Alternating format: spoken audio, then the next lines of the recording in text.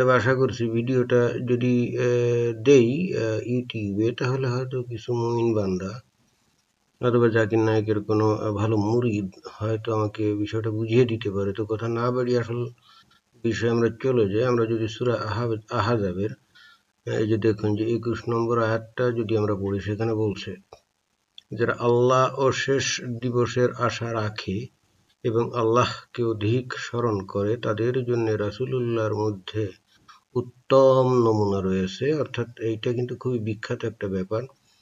মুসলমানদের জন্য সবচেয়ে বেস্ট আইডিয়াল বা মডেল হলো আমাদের নবী। সে কথাটাই এখানে বলছে যে এখানে যদি আমরা ইংরেজি পড়ি তাহলে কি বলা আছে, have indeed in the messenger of Allah a beautiful pattern of conduct for anyone whose hope is in Allah and the final day, and who engages much in the praise of Allah. তার মানে our prophet Muhammad is the role model for all the faithful people, all the believers. সমস্ত মুমিনদের জন্য আমাদের নবী হযরত মুহাম্মদ হলো best pattern আর best model. এখন কথা হচ্ছে যে তার মধ্যে উত্তম নমুনা আছে। তো এইটা জানার পর আমি যদি সূরা আহজাবের 37 নম্বর আয়াতটা আমরা পড়ি, এখানে কি বলছে দেখুন যে আল্লাহ যাকে অনুগ্রহ করেছেন, আপনিও যাকে অনুগ্রহ করেছেন, তাকে যখন আপনি বলেছিলেন তোমার স্ত্রীকে তোমার কাছেই থাকতে দাও এবং আল্লাহকে ভয় করো, আপনি অন্তরে এমন বিষয় গোপন করছিলেন যা আল্লাহ পাক প্রকাশ করে দেবেন। আপনি লোকনিন্দার ভয় করেছিলেন, অথচ আল্লাহকেই অধিক ভয় করা উচিত। অতঃপর জায়েদ যখন জয়নাবের সঙ্গে সম্পর্ক ছিন্ন করল, তখন আমি তাকে আপনার সাথে বিবাহ বন্ধনে আবদ্ধ করলাম, যাতে মুমিনদের পোষ্যপুত্ররা তাদের স্ত্রীর সাথে সম্পর্ক ছিন্ন করলে সেসব স্ত্রীকে বিবাহ করার ব্যাপারে মুমিনদের কোনো অসুবিধা না থাকে। আল্লাহর নির্দেশ কার্যে পরিণত হয়েই থাকে। তো এই আয়াত থেকে যেটা আমরা দেখতে পাচ্ছি যে জায়েদ বলে কোনো একটা লোক ছিল, তার স্ত্রী ছিল জয়নাব। যখন জায়েদ তার স্ত্রীকে তালাক দিল, তখন আল্লাহ আমাদের নবীর সঙ্গে জয়নাবের বিয়ে দিয়ে দিলেন এবং পরে বলছে যে এই কারণে যে মুমিনদের পোষ্যপুত্ররা তাদের স্ত্রীর সাথে সম্পর্ক ছিন্ন করলে সেসব স্ত্রীকে বিবাহ করার ব্যাপারে মুমিনদের কোনো অসুবিধা যাতে না হয়, ভালো কথা। অর্থাৎ এখানে বলছে যে আপনি যদি এখানে বলছে যে কোনো লোক যদি কোনো ছেলেকে পোষ্য হিসেবে নেয়, তাহলে সে যদি তার স্ত্রীকে তালাক দেয়, তাহলে ওই পোষ্যপুত্রের পিতা তার ওই পুত্রবধূ অর্থাৎ পোষ্যপুত্রের স্ত্রী, অন্য কথা পুত্রবধূ, তাকে যদি পোষ্যপুত্র তালাক দেয়, তাহলে শ্বশুর ওই পুত্রবধূকে বিয়ে করতে পারবে। সেই বিষয়টা এখানে বলছে এবং আমাদের নবী সেই কাজটাই এখানে করেছিলেন বলেই দেখা যাচ্ছে যে জায়েদ তার পোষ্যপুত্র ছিল এবং তার স্ত্রী ছিল জয়নাব। তো সামহাও এখানে আল্লাহ বলছে যে আপনি অন্তরে এমন বিষয় গোপন করছিলেন, এটা আবার কি জিনিস? তার মানে আমাদের নবী এই জায়েদের স্ত্রী জয়নাবকে বিয়ে করতে চাচ্ছিল, এটা গোপন করছিল এবং এইটা গোপন করছিল লোকনিন্দার ভয়ে। তো আল্লাহ বলছে যে তুমি যদি বিয়ে করতেই চাও তোমার পোষ্যপুত্রের স্ত্রীকে, তাহলে তুমি গোপন করো কেন? কিন্তু বিষয়টা কি আসলে তাই কিনা এটা জানতে আমরা একটু এই আয়াতের তাফসিরে যেতে পারি, তাফসিরে আল জালালিন। এখানে আমরা তাফসির আল জালালিনে যেটা দেখতে পাচ্ছি, তাফসির আল এই যে আমরা তাফসির আল জালালিনে আসছি। এই যে তাফসির আল জালালিন আপনারা দেখতে পাচ্ছেন সূরা আহজাব। এখানে বলছে দেখি এখানে আসলে কি বলছে, এন্ড এখানে বলছে এখানে the messenger of God pursued him before his call to prophethood and then manumitted him and adopted him as a son. অর্থাৎ তাকে কিনেছিলেন, অর্থাৎ কাকে, জায়েদকে, এবং তাকে পোষ্যপিতা পুত্র হিসেবে স্বীকৃতি দিয়েছিলেন। Retain your wife for yourself and fear God. আল্লাহ নবী বললেন ওই যে জায়েদকে, তোমার স্ত্রীকে তুমি রেখে দাও এবং আল্লাহকে ভয় করো। Before divorcing her, but before divorcing her, অর্থাৎ ডিভোর্স করার আগেই আল্লাহ এই কথা বলছিলেন যে তাকে রেখে দাও, ডিভোর্স দিও না। But you had hidden in your heart what God what God was to disclose, what he was to manifest of your love for her, of your love for her। এই যে বলছে যে he was to manifest of your love for her, অর্থাৎ তার প্রতি আমাদের নবীর একটা ভালোবাসা ছিল। কার প্রতি? যে জায়েদের স্ত্রী জয়নাবের প্রতি। এবং বস্তুত এই কারণেই জায়েদ যখন জানতে পারে বিষয়টা যে আল্লাহর নবী তো জয়নাবকে ভালোবাসে, অথবা অন্য কথায় জয়নাবের প্রেমে পড়ে গেছে, তখন জায়েদ তাকে তালাক দিলে পরে আমাদের নবী বিয়ে করলো। তাহলে এখানে বিষয়টা আসলে যেভাবে বলা হয় যে পোষ্যপুত্র আসল পুত্র না, এবং তার স্ত্রীকে যদি তালাক দেয় তাহলে বিয়ে টিয়ে করা যায়, অর্থাৎ তার শ্বশুর বিয়ে করতে পারে। মূল বিষয়টা তো কিন্তু সেটা বুঝাচ্ছে না তাফসিরের জালালাইনে।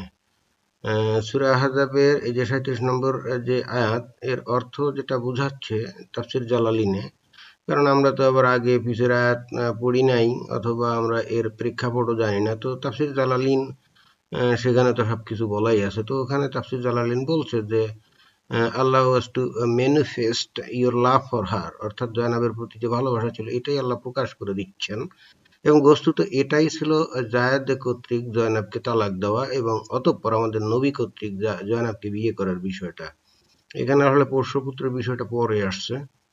তো যাই হোক, যেহেতু আল্লাহ নবী জয়নাবের প্রেমে পড়ে গেছিলেন, এবং জয়নাব তো দেখা যাচ্ছে যে তখন বিবাহিতা ছিল, তো বিবাহিতা নারীর প্রতি আমাদের নবীর একটা প্রেম, যেটা আমার বক্তব্য না, জালালিনের বক্তব্য এবং আল্লাহর বক্তব্য।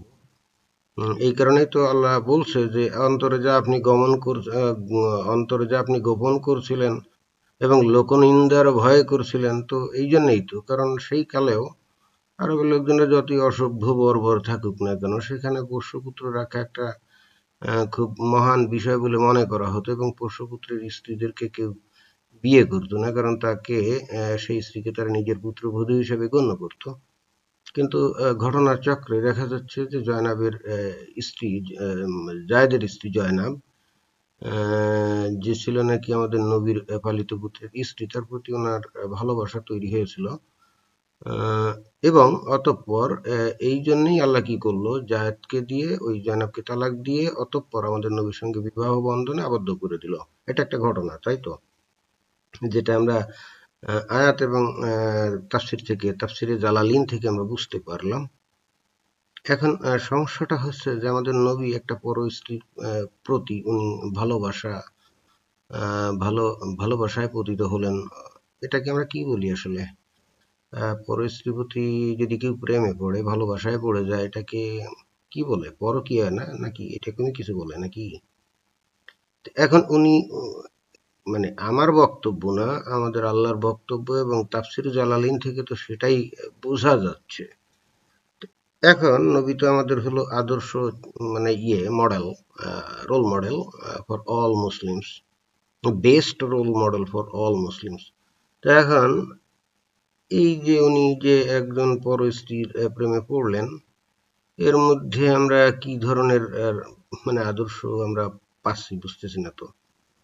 আমি যখন এটা পড়তে গেলাম তখন আমার মনে খটকা লাগলো যে যেহেতু নবী আমাদের জন্য রোল মডেল, তাহলে উনি যে কাজ করবেন সেটাও তো আমাদের জন্য একটা আদর্শ কাজ হবে, তাই না? তো উনি এই যে ঘটনাটা ঘটালেন, যেটা তাফসিরে জালালিন থেকে আমরা জানতে পারলাম যে উনি তার পালিত পুত্রের স্ত্রীর প্রতি ওনার একটা ভালোবাসা তৈরি হয়ে গেল।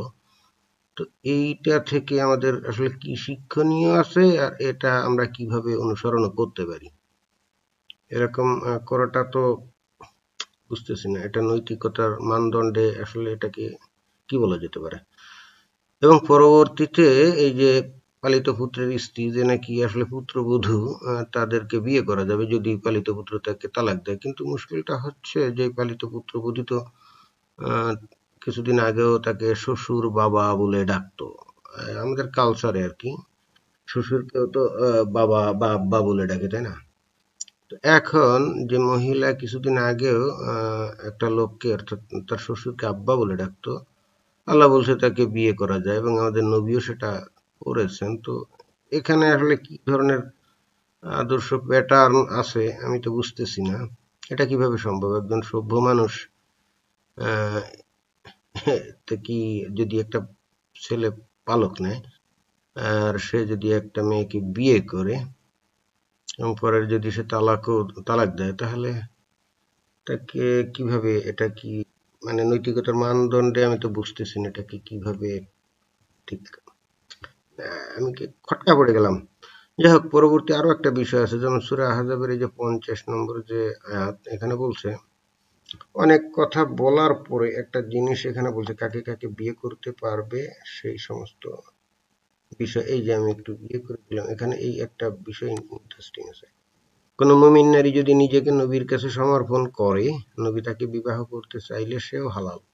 এটা বিশেষ করে আপনারই জন্য, অন্য মুমিনদের জন্য নয়, আপনার অসুবিধা দূরীকরণের উদ্দেশ্যে। বুঝলাম না, আল্লাহ নিজেই ডিক্লেয়ার করলো যে আমাদের নবী হলো সমস্ত মুসলমানদের জন্য রোল মডেল। এখন আবার সেই রোল মডেলের জন্য আল্লাহ যদি স্পেশাল প্রিভিলেজ দিয়ে থাকে এবং যদি তাকে যত ইচ্ছে খুশি বিয়ে করার অনুমতি দিয়ে থাকে, এবং তা আবার বলছে যেটা তার অন্য কারোর জন্য না, এবং এটা আমাদের নবীর অসুবিধা দূর করার জন্য। বুঝলাম না তো, এটা আল্লাহর নবীর আবার অসুবিধা কি? ওনার অনেকগুলি স্ত্রী না থাকলে ওনার আবার অসুবিধা কি হবে? উনি তো আমাদের রোল মডেল, ওনাকে তো আমরা অনুসরণ করব। এখন আল্লাহ যদি বলে যে তুমি যত ইচ্ছা খুশি বিয়ে করো, অর্থাৎ এখানে অবশ্য একটু শর্ত আছে, যাকে উনি পছন্দ করবেন তাকেই বিয়ে করতে হবে, বিষয়টা এমন না। যদি কোনো নারী ওনাকে বিয়ে করতে চায় দেন এটা প্রযোজ্য, কিন্তু তাহলেও আজকে থেকে 1400 বছর আগেকার যে সমাজ ব্যবস্থা, সেখানে তো আর নারীদের কোনো আয় উপার্জন ছিল না, তারা চাকরি বাকরি করতো না বা স্বাবলম্বী টম্বী ছিল না। ওই রকম অবস্থায় যেহেতু বহু বিয়ে খুবই সাধারণ একটা বিষয় ছিল, তো স্বাভাবিক ভাবে কোনো একজন রাজা অথবা কোনো একজন দলনেতা সর্দার, যেহেতু তার বউ হলে অন্তত খাওয়া দাওয়া এগুলো নিশ্চিত হওয়া যায়, তো এই ধরনের লোককে তো অনেক নারী তো বিয়ে করতে চাইতো তখন, তাই না? তো এখন চাইলেই আমাদের নবী তাকে বিয়ে করতে পারেন, এইটার মধ্যে আসলে আদর্শ বিষয় আমাদের জন্য কি আছে? আবার বলছে এটা তার জন্য খুব স্পেশাল একটা ব্যাপার, তার অসুবিধা দূর করার জন্য। আমরা তো বুঝতেছি না, যাকে আল্লাহ বললো যে উনি হলেন আমাদের রোল মডেল, তাকে তাহলে আবার স্পেশাল প্রিভিলেজ দিয়ে এক্সট্রা অর্ডিনারি কিছু কাজের আবার সুযোগ দিবে কেন? সেক্ষেত্রে তাহলে তো আমরা তাকে কিভাবে ফলো করতে পারি? আদর্শ ব্যক্তির বিষয় তো হতে হবে যে মোটামুটি ভাবে তার যে আচার আচরণগুলো অনুসরণ করা যাবে ব্যক্তিগত জীবনে, যে জিনিসগুলো। এখন আমরা যদি মনে করি যে ঠিক আছে, একজন আদর্শ ব্যক্তি হলেই তার সবকিছুই যে আমরা অনুসরণ করতে পারি তা না। যেমন এখানে বলা হচ্ছে উনি যত ইচ্ছে খুশি উনি বিয়ে করতে পারেন, কারণ ওনার খুব অসুবিধা আছে, যেটা নাকি আল্লাহ বুঝিয়ে তাকে সেটা বললেন যে ঠিক আছে তুমি যত ইচ্ছে খুশি বিয়ে করো। কথা হচ্ছে যে এরকম একটা অবস্থায় আল্লাহ, ধরেন যে আজকে একবিংশ শতাব্দীতে এখন তো আর ওই বহু বিবাহ করা যায় না। এখন তো যে নাকি বহু বিবাহ করে তাকে তো আর আদর্শ মানুষ বলা হয় না, তাকে বরং তো নেতিবাচক ভাবে সম্বোধন করা হয়। যে কেউ যদি অনেক বিয়ে করে এখন বা অনেক বউ থাকে, তাহলে তাদেরকে কিন্তু সমাজে সম্মানের দৃষ্টি দিয়ে দেখা হয় না। এখন একটা স্ত্রী রাখলেই তাকে সম্মানের দৃষ্টি দিয়ে দেখা হয়। এখন আজকের নৈতিক স্ট্যান্ডার্ডে তো আমাদের নবী যেহেতু অনেকগুলো বিয়ে করছিল না আমরা জানি, তাহলে আজকের নৈতিক স্ট্যান্ডার্ডে তো আমাদের জন্য তাকে আদর্শ মানুষ গণ্য করতে তো সমস্যা হচ্ছে। কারণ এবং আবার যদি এই কথাটা বলিও তাহলে আবার ইমান দুর্বল হয়ে যায়, তখন আবার ধরেন যে বেহেস্তে গিয়ে 72টা হুর পাওয়ার একটা সমস্যা হয়ে যায়। এটা তো একটা উভয় সংকটে পড়ে গেলাম, কারণ উনি ওনাকে আল্লাহ বলছে যে উনি role model for all Muslims, আবার এট দ্য সেম টাইম তাকে স্পেশাল প্রিভিলেজ দিয়ে বলছে যত ইচ্ছে খুশি বিয়ে করতে পারে, এটা নাকি তার অসুবিধা দূর করার জন্য। এখন এটাও তো একটা আমাদের চিন্তার বিষয়, ওনার এমন কি অসুবিধা ছিল ওনার অনেকগুলি স্ত্রী থাকতেই হবে? ওনাকে আল্লাহ এভাবে একেবারে মানে নেতিবাচক ভাবে তুলে ধরলেন, বুঝলাম না। আল্লাহর কি কোনো এখানে কারসাজি আছে নাকি, যে যাতে লোকজন নবীকে নিয়ে কোনো রকম সন্দেহ করে? বিষয়টা তো তাই মনে হচ্ছে। একবার উনি কি করলেন, আল্লাহ তাকে দিয়ে তার পালিত পুত্রের স্ত্রীর প্রেমে পড়ে, সেটা অনেকটা কি বলা যায় পরকীয়া নাকি, এই কাজ করালো আল্লাহ। তারপরে আবার সেই জয়নাবকে যখন তালাক দিল, তার পালিত পুত্র যায়, তখন তার সাথে আবার আল্লাহ বিয়ে পড়িয়ে দিল। এখন আবার বলছে যত ইচ্ছে খুশি বিয়ে করতে পারে। এখন আমি আমি যে সমস্যাটা পড়েছি সেটা হলো যে, যিনি নাকি আমাদের role model for all time till the judgement day, how can we accept such a person as a role model for all time? How is it possible? বুঝতেছি না তো। আসলে কেউ যদি একটু বুঝাতেন যিনি এই সমস্ত কাজ করলেন, তাহলে তিনি আমাদের জন্য কিভাবে রোল মডেল হতে পারে। উনি ওই সময়ের জন্য, ওই যুগের জন্য অনেকগুলো বিয়ে করলেও তাকে কেউ কিছু বলতো না, বা এবং ওই সময়ে যে ঘটনাটা অনৈতিক মনে করা হতো, যে পুত্রবধূ মানে পালিত পুত্রের স্ত্রীকে বিয়ে করে, সেটা উনি করলেন। ওই সময়ের দৃষ্টিভঙ্গিতেও, ওই সময়ের নৈতিক মানদণ্ডেও তো সেটা প্রশ্ন সাপেক্ষ ছিল, এবং এটা নিয়ে লোকজন অনেক বলাবলিও করেছে, যেটা আমরা বিভিন্ন সূত্রে পাই। যাই হোক, মোটামুটি এই দুইটা বিষয়ে আমি যখন দেখলাম একই সূরার মধ্যে, যেখানেই বলা হচ্ছে যে উনি হলেন আমাদের রোল মডেল, আবার পরবর্তীতে এমন কাজ আল্লাহ তাকে দিয়ে করিয়ে নিচ্ছেন যেটা একটা রোল মডেল হওয়া মানুষের জন্য মোটেও শোভনীয় না, আবার তাকে আমাদের মানতে হবে রোল মডেল, তাহলে এটা তো আল্লাহ আমাদেরকে একরকম একটা মেন্টাল জিমন্যাস্টিক্সের মধ্যে ফেলে দিল। মানে আমাদের মধ্যে নিজের মধ্যেই একটা অন্তর্দ্বন্দ্ব তৈরি করে দিল, কারণ আমরা এই জিনিসটাকে সর্বকালের আদর্শ কাজ বলে মনেও করতে পারছি না, আবার নবীকে যে সর্বকালের সর্বশ্রেষ্ঠ আদর্শ মানুষ হিসেবে মানতে হবে, সেটাও মানে ত্যাগ করা যাচ্ছে না। মানে তাকে আদর্শ মানুষও মনে করতে হবে, আবার তার কাজকর্ম যা দেখা যাচ্ছে সেটাকে, যদিও এখনকার নৈতিক মানদণ্ডে আদর্শ মনে হচ্ছে না, কিন্তু সেটাকে সামহাও এখন ব্যাখ্যা বিশ্লেষণ করে ওটাই আদর্শ, সেটাই বুঝতে হবে, বুঝাতে হবে। এটা তো একটা মেন্টাল জিমন্যাস্টিক্সের মধ্যে পড়ে গেলাম।